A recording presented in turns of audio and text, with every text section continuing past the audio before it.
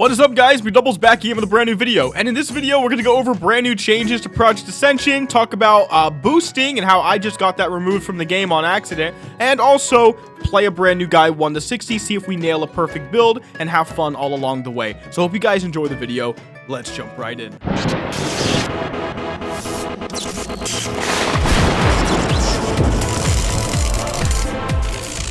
Okay guys, so before we even do the premise of this video, I need to set it up. Big changes have been made apparently to the draft mode. I want to go over some posts. The first one is the one with Dutch in it. He's the head dev for Project Ascension, and some stuff they talked about in regards to boosting, which I apparently ruined, by the way. I even made a whole video where I was going to talk about this. I then decided against releasing it, mostly because I don't actually like being embroiled in drama. In other words, I try to talk at the devs and just like get through all the dumpster stuff from Discords and stuff like that. You know, I don't want to be in a random conversation with somebody, a debate even, who can't even change the game. But anyway, after we talk about this idea of boosting, the fact that I ruined it, and also some stuff that they said about it, and some stuff other people said about it, I then want to jump over here to the draft improvements article that just came out as of you guys seeing this 12 hours ago. So let's just start off with the boosting post. After my last video where I mentioned boosting, they removed it from the game. It's already not how Ascension used to be. The open world already doesn't matter anymore, and of course I'd like it to be different.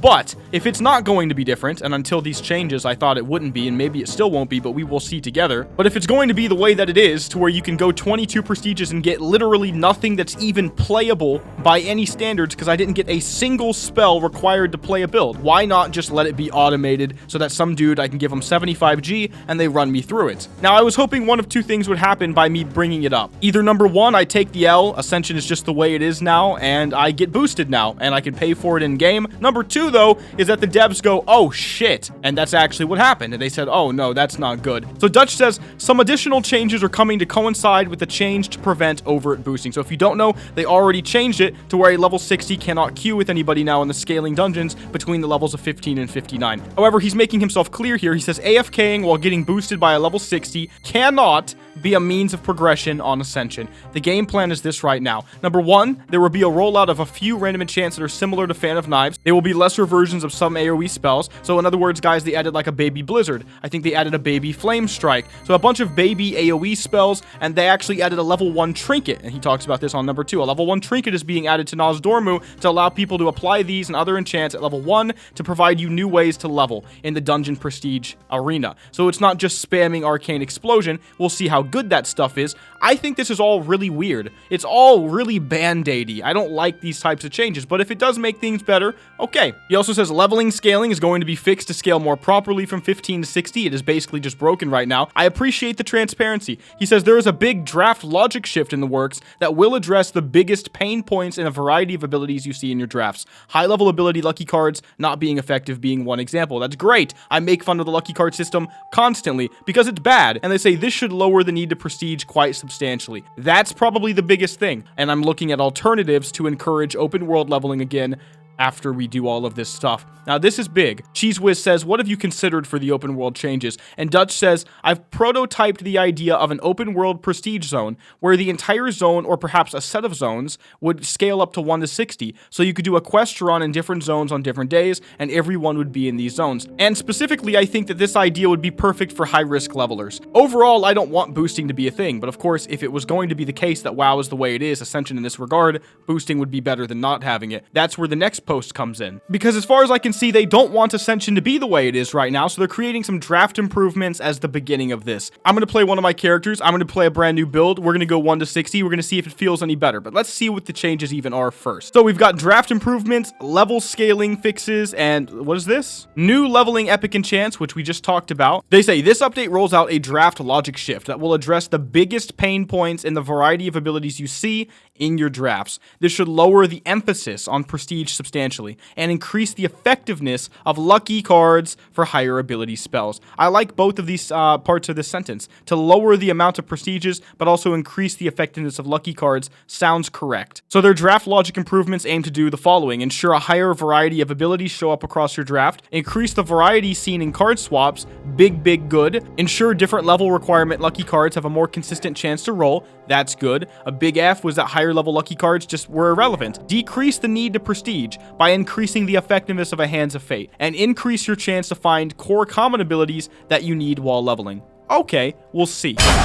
Okay, guys, so today we're going to try the brand new Curse of Arugal legendary enchant. You see, I've got the brand new damaged hourglass level 1 trinket right here, so I can use this starting at level 1. They recently, a couple weeks ago, made it to where cat form is actually obtainable. I can't use it because it's Worgen form now, but at level 1, this means this is even more playable, and this is what the enchant does. It's a doozy, so I'm going to break it down to make it make sense as quickly as possible. So this build requires cat form, Tiger's Fury, Feral Instinct talent, Predatory Strikes talent, and the Darkness talent. It transforms your cat form into Worgen form, allowing the use of basically Shadow Priest abilities and cat abilities. Tiger's Fury is transformed into Goldrin's Fury. Goldrin's Fury says it shrouds you in darkness, increasing shadow damage done by 20%, and your cat abilities apply Arugal's gift to any targets struck. Exactly what that means, I guess we'll find out when we use it. Now, it also says my shadow and physical damage over time effects have a chance to proc darkness, meaning I'll have an instant Mind Blast that procs. Darkness now also makes your Mind Blast add 2 combo points, and using Mind Blast now gives you a stack of Goldrin's Focus. Goldrin's Focus says your next Mind Flay or Mind Sear has a 25% reduced cast time and will go 25% faster. It also scales with 25% of your melee AP, or 8% if we're talking about the Mind Sear, so the Mind Flay is 25%. This stacks, by the way, right? They also say using a cat finishing move now has a 20% chance per combo point to make your next Vampiric Touch or Mind Blast instant cast and benefit from 10% of your AP. So this is a melee AP hybrid shadow based right now. I'm going to be using mostly Shadow Priest abilities,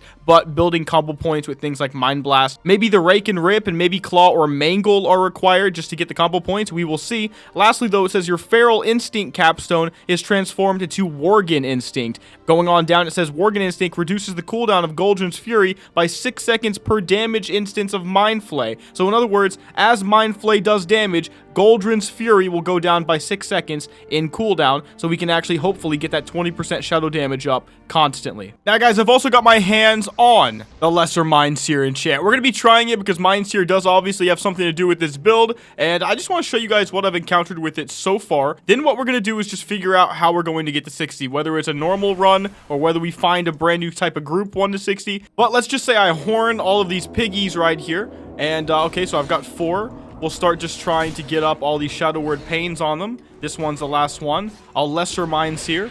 And are they going to all die a horrible death? That's what I'm looking for. This is supposed to replace potentially using nothing but Arcane Explosion from, well, 1 to 60. Actually, this damage is not bad. That's not bad at all. So far, it's actually a good showing. So I just queued for a dungeon, and so far, of course, it's scaling, so the DPS charts are going to feel really weird because people at higher levels are going to appear to do way more damage than people at lower levels, but I do want to test this out. I'm already seeing right off the bat things are not dying as fast, but the Lesser Mind Sear does feel pretty strong. Now, I didn't really even get into it, but my skill cards are Rake, Tiger's Fury, Mind Sear, and Rockbiter, which we've already gotten. I have Aspect of the Beast, True Shadara, Mangle, Berserk, Skull Banner, and Mind Blast lucky carded. We'll see if we get any of those, and if we don't, the lucky card changes might as well not exist. That's how I'm going to basically qualify it. At the moment, though, it's just Lesser Mind Sear spam, and I already ran at one point before gaining a level. I'm already a little scared that Seal of Wisdom was what I was supposed to start with, but my starting abilities, guys, was actually the Seal of Righteousness right here, with the Shadow Word Pain, with the cat form, and with the charge, because you know me, and I'm very greedy with this stuff sometimes, because I do like the idea of maybe I could PvP with this spec. I don't know. If I don't have charge, though, it's not happening. But yeah, the Mind Sear is actually slapping, and it's a free ability, you know? Like, I don't actually have to care too much. I can just use it. I did get the Claw, by the way. We rolled that. We're level 23 right now. I want to go pretty fast just to really try what this is like, get it all the way up to 60, and give it a go. But, of course, the main thing we're looking at from 1 to 60 is, do we get better RNG? Because if we don't, I don't really see what the changes were. I will also say, this is where you get the enchant. It's one of the first ones I ever talked about in Pyrewood Village in the end. You can actually go upstairs and get Curse of Arugal. And also, as I was doing the preliminary leveling in the starter zone, I noticed that with the new scaling changes, which we're experiencing right now in this dungeon as well, they actually made it to where killing those creatures are easier. Dungeons might be more difficult, which is probably a good thing, but some things were were made easier as well. Level 26, by the way. Do we get anything good? I guess it bugged out, and we'll find out in a moment. I am right now, by the way. Damn, that hurts bad. I cannot believe that I'm probably going to wish I had Seal of Wisdom. It is rollable at level 1. Maybe we'll still get it. You know, it is my fault, but there might be ways for me to remedy it. So one thing I'm definitely not doing is horning. I used to just get really horny with my battle horn, you know? You can see the Goldrin's Fury here, by the way. 20% more shadow damage done. I want to use this real quick just so we can see what Arugal's gift is. It'll proc off the Rake and the Claw. Now, as you guys may have seen, like I said, I did actually lucky card the Mangle. I do hope I get this. I have got 0 lucky cards so far. And that's obviously a big F. Dude, we're not even jumping. The meta on Ascension for so long was just jump right here and pull everything in this room. And now we actually have to go down like a normie, man. This guy just LOS pulled a Goblin Engineer. Haven't seen that since Classic. Okay, Goldrin's Fury. Let's see. So this is, oh, a Shadow Strike damage dot. I think that means physical. Oh, wow, it stacks. I think that means, correct me if I'm wrong, but physical and shadow. Correct me in the comments if I'm wrong. We'll figure it out probably. That's not what I expected, though. Wouldn't that mean it actually procs off swipe? It does. Oh, it's hitting 102s. Oh, my damage is good. Wait a second. How long does Goldrin's Fury last? What the hell? 30 seconds? That's busted. The original Tiger's Fury is like 6 seconds or something like that. I don't even remember, but it's really, really short. Yo, that's busted. You can apply the Rake, apply the Claw, do the swipe stuff, and it will pop up. But of course, 30-second duration, 1-minute cooldown. Maybe we can reduce that cooldown and make it permanent. Maybe that's going to be one of the main things we look for right now. There is a hasty Tiger's Fury enchant, but it's only 4.5 seconds off the cooldown. I mean, we will see. So far, the Lesser Mind Sear is pretty pog, not going to lie. We're using it right now. I can Goldrin's Fury actually and swipe instead. No, I want to swipe. Okay, there we go. So we can see this Arugal's gift. Look at that damage.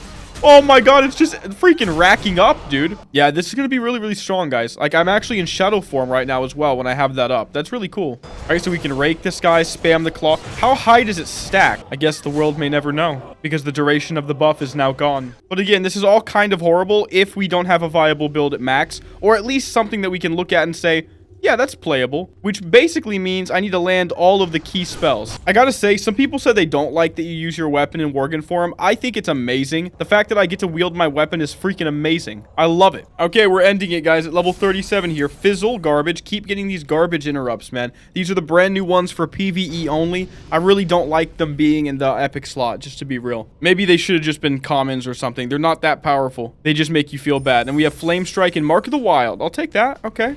What else do we got? Fairy Fire, which is usable. Dash, that's usable. I'll take that. That's actually unique. What else do we got?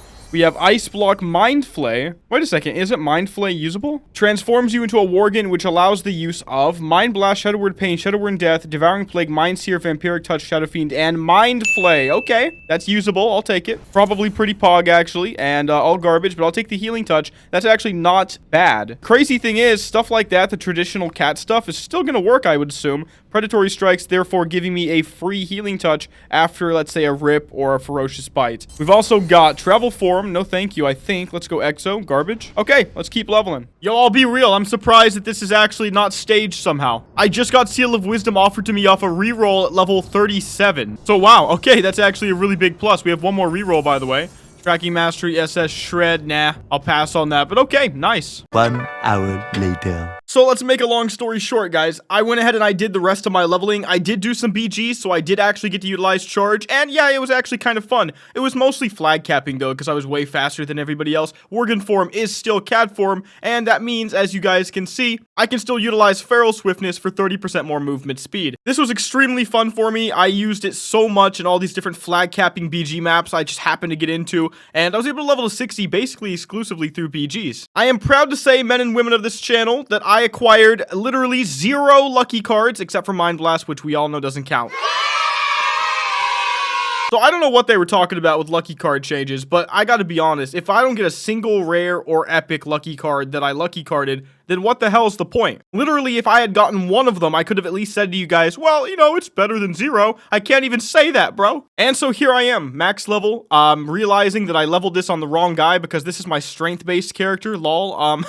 We're gonna play it with strength stuff, guys. It's not gonna be the worst. I think that the cat form abilities don't have direct agi scaling, right? I think I might just be thinking harder about what actual druids want from, like, the actual WoW game. So I did mention something earlier I want to go over. I said if I could reduce the cooldown of Goldrin's Fury, that would be amazing. And I did forget, Worgen Instinct down there says, Mind Flay once again reduces the cooldown by 6 seconds per tick of damage. Interesting, right? Okay, so let's just keep rolling. I think I have everything I need. I was talking about things like Mangle and stuff, but the more I look at this, guys, outside of wanting the Vampiric Touch and maybe the Devouring Plague, my hunch, and I haven't looked at anybody else's builds on this, but my hunch is that I actually am not going to be clawing at all. I think it might actually be the case that what I need to make sure I get right now is Rip, and then I'm going to Rake. I'm going to Mind Blast for combo points, and then also use probably Honor Among Thieves as well. So maybe we'll take out this Raise talent I was using, and I'll go over here into the Subtlety Rogue tree and take Honor Among Thieves. This gives me combo points off any spell now on a 3-second cooldown, and I can reduce that with Random Enchants. And I think that after that, I'm just going to focus on the Vampiric Touch, the Mind Blast spam, the Devouring Plague, maintain my dots. Shadow Word Pain is going to be maintained off the Mind Flay, so I guess Mind Flay is going to be a major player in this as well, with the Mind Sear as well for potential AoE. It does feel clunky and all over the place at first glance, but we might be able to change that. As you can see, I've already got 7 major keybinds, and I need 3 more spells. That's at least 10 rotational abilities. It's not a really easy build to play. It's not that it's hard, it's just you have to pay too much attention, basically. So if you don't want to pay that much attention, this is probably not for you. I'm going to go with Blessing of Kings. There's Mangle. Do I actually want that? Yeah, I guess there's the chance of me being wrong, and then I'm gonna like kick myself for not having the Mangle, so we can take that over the Whirlwind. So far though, guys, I still need Rip. That's actually really big. I have to have the Rip. Otherwise, this is just gonna be an AoE showcase, really, because we do have everything for the massive AoE damage. And by the way, there's the Battle Shout. That's pretty good. That's great that I chose Kings too, because Shout doesn't stack with Blessing of Might. Okay, I'm currently level 60. I only have half a rotational build, no damage cooldowns. I did get the Adrenaline Rush. I guess that does count as a damage cooldown, so that's good. That's actually not bad. But outside of that, we really didn't get lucky at all. I'm going to waste a lot of marks on this strength guy for 33 more rerolls. All I need is the Rip, but I would prefer Vampiric Touch as well. And hopefully we can make that happen. Actually, this draft is not going so bad. They did say they had Hands of Fate changes. And wow, if you just want to look right now, I mean, this rarity stuff, I am seeing more of the better rarities right off the bat, once again, like it's actual choices. Look at this, guys. So many different rarities right off the bat. This is actually a good sign. Even if this doesn't come out perfect, I gotta give it some props. I mean, I just like seeing the different colors. Very next draft, 2 commons and an uncommon. Again, crappy tracking mastery. Very unexciting. Come on, guys. Oh, there it is! I was gonna say I still need Rip to make this somewhat quasi-playable. I guess since we're not PvPing, we just get rid of Dash. Like, we're at max level at this point. We test the build's DPS, right? So that actually is nice. I do want Vampiric Touch, but maybe we don't use it, you know? Maybe we just Mind Blast. I didn't say I was happy about it, but it's certainly more playable. Final draft has me once again getting a garbage epic of one of these new ones that only affect monsters, man. I'm telling you, these alone have diluted the epic pool, which is the worst pool to be diluted, by the way. Legendaries, you can actually kind of somewhat expect to get them. Rares, yeah, actually nowadays you can. Once upon a time it was a lot harder. Sometimes you need way too many of them and that's your problem, but if you need to hone in on like I just need aim shot or I just want the haunt, you'll probably get it. But the epics have always been a plague on this game and these did not help. So we did get a playable build, at least by my current understanding, so that's actually a really good first sign. 15 minutes later. Okay, so I've got something that I think makes some kind of logical sense. I'm doing this very quickly because I want to get this video out and that message in the first part of the video out today. This is more for fun. Curse of Arugal, Darkness, of course, Mind Melt, 9% more crit with Mind Blast. Didn't get the Vampiric Touch. I have to play around that as a result, going hard into Mind Flay, hard into Mind Blast. And I will be using Devouring Plague as well. Mental Quickness, we're doubling down on that hybrid stuff. What we do in the shadows is 10% more shadow damage just for using Rake and Mangle and Rip. Psychic Influence says Mind Flay penetrates my target's souls, causing them to take 30% more Shadow Word Pain damage. I really wish this was happening with the Vampiric Touch, but we were not that lucky once again, not nailing a common somehow. Restorative Shadows, that's cool. Haven't used that since Shadow Hybrid days. 20 energy on Mind Blast hit. Expertise capped, hit capped, of course, as well. And Impending Doom, Mind Blast increases my, in this case, Shadow Word Pain and Devouring Plague damage, and maybe even the dot that comes from my Arugal thing, by 20%. Okay, with all that being said, what happens if I just DPS this dummy right now? Let's see. I'm going to start off Goldrin's Fury facing away from the city because it's horrible lag, right? Apply all of my dots. The Rake is up as well. And we'll just go for the Mangles. And we'll just keep spamming this, then going for the Mind Blast. Maintain that Devouring Plague and that Rake as we can as well. There we go. That's actually what I need to get that Mind Flay. Oh, okay. The Mind Flay is pretty cool. Unfortunately, because I'm not using a proper UI, in my opinion, I have to go back to the regular UI. I feel like it does hamper me a lot. So I don't even know what I'm doing, and I'm at least doing 2k DPS. That's actually kind of amazing. Wrong primary stat, wrong everything, going as fast as I can, surprisingly strong. Huh. Okay, there's the rip going back up again. That's actually interesting. How am I doing 2.5k? That doesn't even make sense. Boys, that's actually way too high right now for my level of understanding of this build. Mind Sear is not proccing off just swiping. I have to Mind Blast. So it's like, what's the Mind Sear even for? It says your Mind Blast gives you a stack of Goldrun's Focus, and that's what's reducing the speed on everything. That's why I'm getting the super fast Mind Flays. So we pop this. We start swippy swiping away. And we hope it does big damage, right? So our dots are ticking away on this guy. I guess I could weave in a Mind Blast, right? Like, just keep weaving in these Mind Blasts. I guess they are resetting, actually, interestingly enough. I got it right there. Mind Flay. Oh, that's a Mind Sear, sorry. That's it. Oh, 10k DPS! Yes. Yes. So, guys, actually, this spec's really freaking fascinating. I think it's basically weaving in the Mind Blast. That's what I didn't do before. I want to do it on these dummies this time, though. But let me just show you what I basically figured out. So, I popped the Goldrun's Fury, pop everything else, assuming I had Adrenaline Rush. And I'm going to start off by swiping until I get 3 stacks of Arugal's Gift. And then I just want to Mind Blast as much as I can. And if I can't, I need to go for the swipe. And I need to go for the swipe anyway if I have to reapply the Arugal's Gift. So I'm going to go for the 3-stack Mind Sear that you just saw. So here I need procs. Now you might be saying, Mcdoubles, wait a second. How are you getting procs, right? You're not using any of the traditional ways of getting procs. Oh, my friends, I've got the deep wounds, 1 point. Interestingly enough, I already put this in here, but as a single target thing, I actually didn't even think about it for the AoE applicability. So I didn't do this on purpose, guys, but it's really, really good. I'll actually take that to start. I know it can do more. I've heard of people doing over 10k and even more than that, but honestly, like 9k makes sense for where I feel like I am gear-wise and everything right now. For once, I'm in first place. There's enough CC. Okay, guys, we're in this dungeon right now, and you know what? It takes a lot of ramp up with this guy, I'll say that. You're a lot more of a dummy hero. It's actually very, very confusing, but it's actually not that clunky, and it does make sense actually to me. Overall, I like it. Dude, I just got poly'd right when I Mind Flayed with 3 stacks, and he's not, nobody's getting me out of it. Maybe they can't.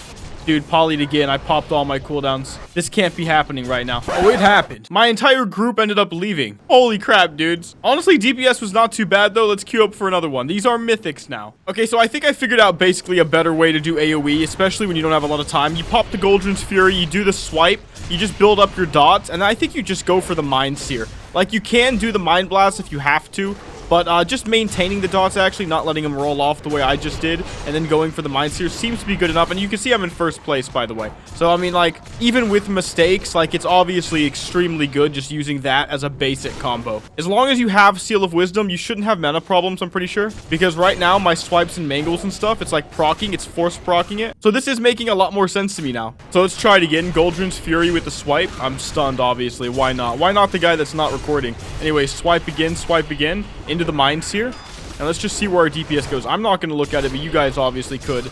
Okay, swiped twice, by the way. Just trying to maintain that buff Mind Sear because I was interrupted. We'll go for the Mind Sear again here. Mind Sear does slap. Like, it actually does a lot of damage. I don't want that dot to fall off. I'm being a little careless because I'm just staring at the Mind Sear thinking to myself, damn. Okay, I'm on the top of the meters with that so far. So that's definitely correct because I was not on the top of the meters when I was not doing that. And I was a little surprised. I was like, okay, I could go the slow route with the Mind Blast on the dummies and do a ridiculous amount of AoE. But as soon as I'm in a dungeon, it doesn't work. It's because the ramp-up time was too much. Well, this version of doing the AoE DPS has no ramp-up time. And I do think this is where this build excels, by the way. Like, I think you really want to look at it as really crazy awesome AoE DPS. But as you can see, it competes just in general as well. That was a relatively small pack. Yo, did they straight up change scaling for regular dungeons, or did I miss something? Did I misread it? Because I actually have had some issues so far. It hasn't been with me, but with other people in my group.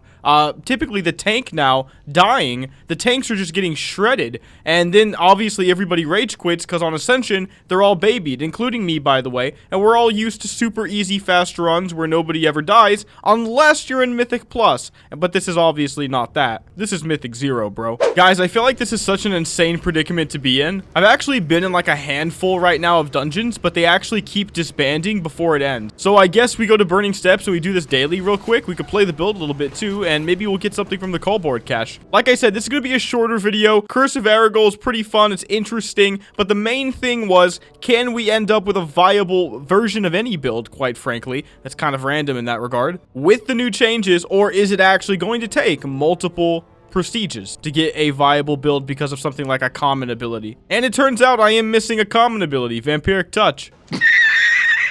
So from my personal perspective, basically nothing has changed, which is at least better than it getting worse, right? So I'll definitely take it. Okay, so yo, legit, we didn't get anything good from that daily. I forgot the callboard caches don't give much. Honestly, at this point, guys, I feel like we've basically got the gist of the build. It had like 2.5k single target, something like 9k AoE. Scale that with proper gear, a proper primary stats, and you've got a winning build. I think that AoE rotation towards the end is a lot more smooth as well. Again, just going for that simple Mind Sear after 3 swipes with the Goldrin's Fury, that seems to work exactly how you would want it to work. I will say they've designed yet another class that 100% requires weak auras to make sense of it. You have to track the Goldrin's focus and create the proper weak auras for that, I think, to play this as efficiently as possible. I also highly recommend you guys try Infused Energy if you do get your chance to play this build, because I didn't get to try it in this video, but it seems like it's really, really good. My direct damage spells empower my next Druid direct damaging ability with an energy cost, increasing its damage by 15%. But it also reduces the energy cost by 15,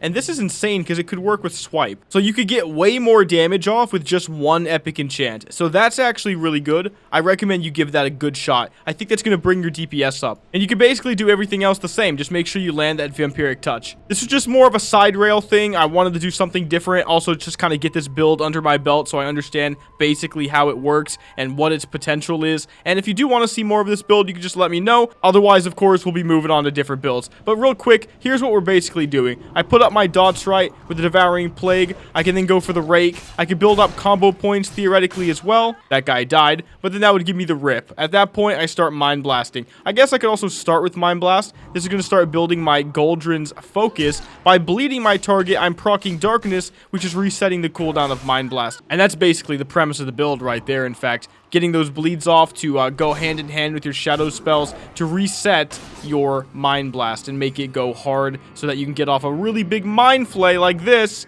And as you can see, that's actually pretty interesting. I do wonder if it would be bursty in PvP, but I think as with anything that has any kind of scaling or build up to it, that could be very difficult in PvP. So we can dot everything once again, go for the bleed. I can go for the swipe, I guess, if I want to. These guys are so weak. He's dead. Okay, here's multiple guys right here.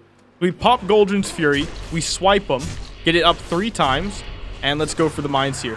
Oh my god. It does feel good. It is a little weird. Like, not gonna lie. The build is a little weird, but it does do damage. So in my opinion, it is designed rather well. I do like it overall. But guys, let's go ahead and do the giveaway from the last video. Like I said, do want to get this video out quickly and also move on to a bigger build I have planned and some other stuff as well. But there you go. Curse of Arugal is very interesting. And I'll put my version of the build in my Discord with updated abilities and all that jazz. And also putting in that extra epic enchant as well. Because honestly, the more I think about it, the better I think it is. Okay, guys, let's pick a winner for the giveaway. And there we go. Pippin. I love the idea of the Wind Fury tank. Such a cool RE in-game name, Pippin. All right, man. I like the idea of it too. It's super fun. You know, ultimately, at the end of the day, remember, what we're supposed to be doing on Ascension is creating and playing builds that we personally find fun, whatever that might be, and actually making it work. Or at least that's how I see it. All right, Pippin, here's what I'm going to be giving you today. You get a Unleashed Elemental Supporters chest. Big hand of, I'm not going to even try to say that. And you get all the flight points. So grats, bro. Also, I think I'm supposed to be giving somebody 200G. I think somebody gave me 200G to give away.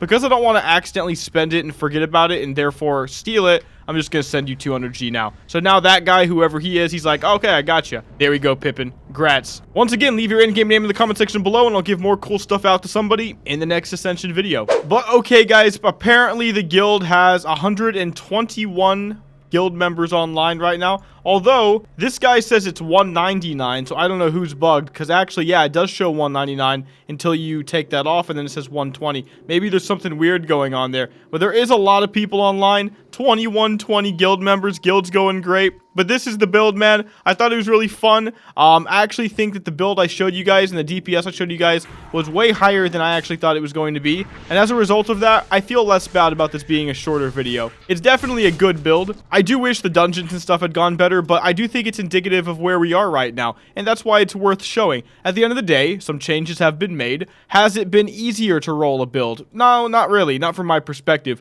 Of course, it probably takes more than one run to get a proper feel for it, but that, in and of itself, is letting you know what you're getting yourself into, which is potentially a lot of just constantly re-rolling all the time, hoping you get something that you can finally play. It is fun sometimes, especially when high risk and leveling 1 to 60 in the open world is a thing. When it's not a thing, though, it does become a bit of a chore, and that's why I was initially for boosting. Again, this is not real money boosting or anything weird like that for anybody that forgot. It's just paying 75 gold to some guy who's trying to make a buck on his max level guy, and he carries you from 1 to 60, with the flip side being that you find 4 other same level players, and you get to 60 in almost the same time. However, boosting in any regard is almost always certainly incorrect, so there's no reason for me to want it that was actually good. Ascension cracking down on it is good, but again, only if they make proper changes so that draft mode is not just the random mode. Oh no, it's wacky. That's never how it was supposed to be. That was wildcard mode. Draft card is supposed to be the mode where you can hone in on a build while having reduced player power, so that you can play a thematic build, but so that your opponents don't all have the exact same divine shield spell. You know, like that's what it's supposed to be about. But if you're randomizing your character constantly for, you know, 50 hours plus prestiging all the time, well, quite honestly, I could have got a build easier back in the old school wildcard modes at this point, or at least equal. Oh, time to type bow. Oh, I love it every time. Listen, guys, overall, though, it was super fun to play this specific build, and I thought this was a perfect build to try in this regard because it does need so many abilities, but they're all commons, dude. So once again, we have to see if we can make that work. Of course, again, 10 more runs, 20 more runs, that might give me a better feel for how the changes are affecting the game. I highly suggest you guys give it a try. Let me know in the comment section below what you've experienced so far with the new changes to the rarity systems, card swaps, increasing those rarities. Lucky cards apparently are supposed to be a little bit more common, even though that was not proven in this video. And I'll read through the comments and we'll check it out. But the next video, I have another build planned, and either by that video or the one after, we have Mythic Plus coming out. That's going to make it a lot more fun. I've got to go all the way up to a plus 10 key like I always do when M through 1 through 10 comes out,